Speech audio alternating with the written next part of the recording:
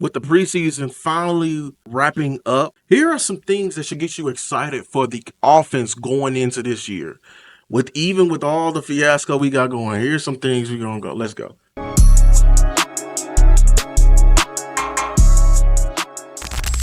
First, let's start with up front. Okay, this I've been harping. I'm an offensive line guy. I've been harping on this year. Week after week, day after day, even from the draft. The offensive line, the guys up front. We are going to be better up front. I believe the game is won up front in the trenches and is desperately amplified in the playoffs. Now, first being, the run game will be improved from last year. Why would the run game be improved from last year? Two things. We directly replace the weak links of the run game from last year. First, being the center and the left tackle. Shout out to my guy, Tyler Biadasz and Tyron Smith. I love Tyron Smith to death, but he was a problem in the run game. We replace it with Cooper Beebe and Tyler Guyton. Now, I know these are rookies. I know we're crowning them early, but here's my reasons why I believe and I know they're going to, do well and just progress and obviously improve his run game. First being Cooper Beebe.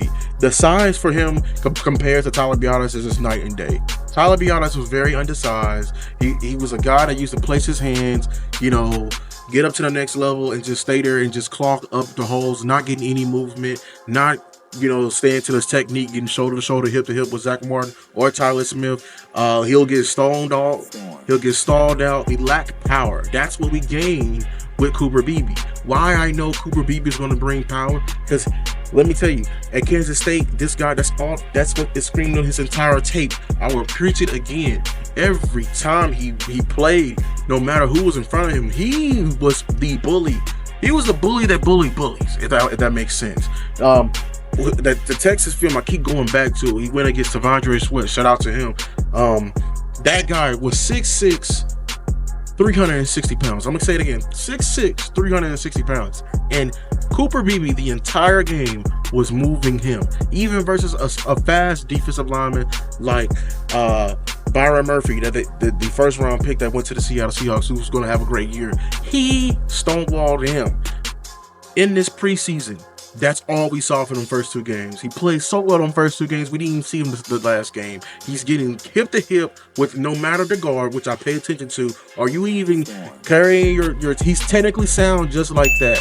No matter if it was Bass next to him, Asim Richards, no matter what guard was next to him, he's going to get hip to hip and make sure to help out and get movement, lift up, get use that power, and he's just mauling and throwing people all over the place. In the passing game, he's showing off the IQ. There was a play that everyone goes on when he blocked two people, but I found it even more impressive because he's in the half slide and he understands basic defense one-on-one. Everyone that has a gap, right? The linebacker is creeping late. So what does he do? Even though he feels like he's not going to be able to get to the linebacker in time, he still does. He takes the D tackle that he's going up against the nose and throws him at the feet of the linebacker, because the linebacker is just coming late and trying to get in the passing lane. And the linebacker, before he jumps, he just look at his feet like, oh man, like my guy just got thrown at my feet. And at the same time, while he's in the air, catches him and throw him down for another pancake. So that's how that double pancake happened. And it's just layers to it. Everyone just sees the pancakes, but they don't see the thought process behind it and how this guy is processing it at just a high level. So yeah, let's go to the left tackle, Tyler Guyton. Enough said about him. My nickname for him is Doppelganger Guyton because his feet is so good. He is mirroring at an alarming rate. He's staying in front of guys. He has the frame to absorb the force of a lot of DNs. The next step of his evolution is working his hands, and getting a punch to counter the speed, the power that can come with more advanced defensive ends like Myles Garrett that's coming on week one, or he's going to even help him out in the run game, be able to get, his hat front side and be able to, I'm very impressed already with his run game, how he gets movement. Okay. Now that's the O-line. That's the excitement right there. I don't even need to talk about Tyler Smith, who's going to come in and I believe he's going to come in and be already made the hot take of he's going to solidify himself as the number one guard in the NFL. Okay, he's going to have another All-Pro season. Zach Martin, I believe we get another jolt of energy from Zach Martin, even though he was progressing at slightly last year. He wasn't the same him because he's getting up there in age. But I believe him playing with these new guys is going to he's going to find a new sound, a new just the love of the game, because there's a difference between you winning the rep and people winning the rep around you. It's just different when you're working with dogs around you. And I believe our right tackle Terrence Steele is going to have a bounce back year. He had the injury he was recovering from the injury last year. Like I said, this energy that these two guys are adding to this O-line, I believe that's going to be contagious, and that's going to open up the run game. Okay, and the interior run game is going to be able to feast.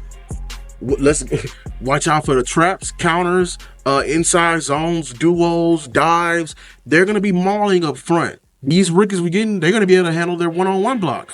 Okay, so and if the run game will be better, the offense will be better, because Dak coming back, even though he doesn't have the contract just yet, pulling, just having another set of eyes at the linebackers, another set of eyes from the safeties, committing to that shell look, pulling, when teams go in that too high shell and wanting to stop the pass, we run the ball.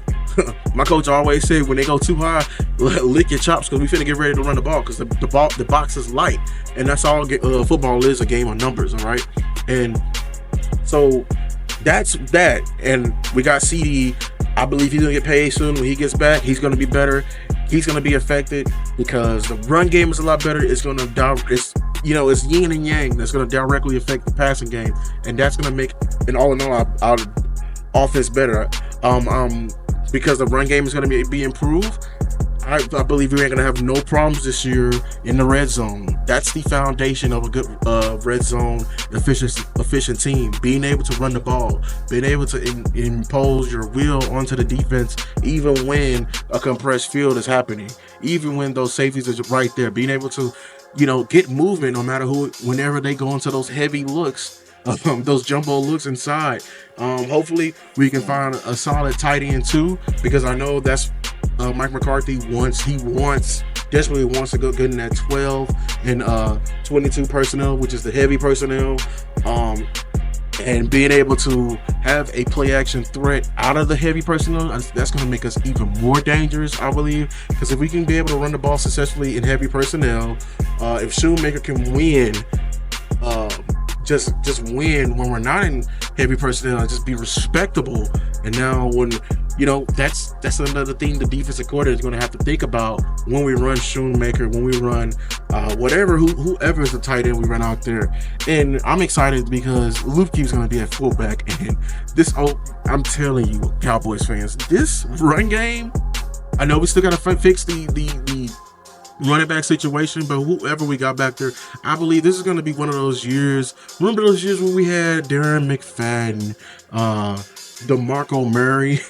Those years, I feel like we're going to have one of those years when they left the Cowboys and the next year they ended up being bad. They thought it was because of them and not because of the old line that was blocking for them.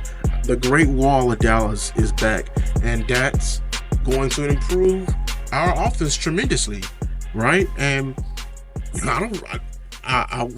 that's the culmination right there. That's going to improve.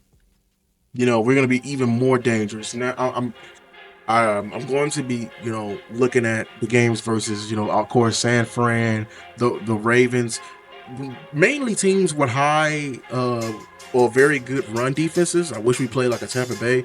I want to see what this run game look like versus a Vita Vea and some linebackers.